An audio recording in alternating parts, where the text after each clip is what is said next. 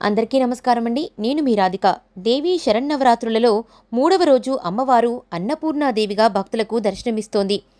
ఉర్వీ సర్వజయేశ్వరీ జయకరీ మాతా కృపాసాగరీ నారీ నీల సమాన కుంతలధరి నిత్యాన్నదానేశ్వరి సాక్షాన్మనోక్షకరీ సదాశుభకరీ కాశీపురాధీశ్వరి భిక్షాందేహి కృపావలంబనకరీ మాతాన్నపూర్ణేశ్వరి అని ఈరోజు అన్నపూర్ణాదేవి స్తోత్రాన్ని పఠించాలి.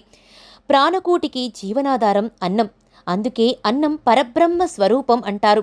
సాక్షాత్తు పరమేశ్వరుడికి భిక్ష పెట్టిన దేవత అన్నపూర్ణాదేవి. ఈ తల్లిని ధ్యానిస్తే ధనధాన్య వృద్ధి, ఐశ్వర్య సిద్ధి కలుగుతాయి. అన్నపూర్ణాదేవి ధరించిన రసపాత్ర అక్షయ శుభాలను అందిస్తుంది.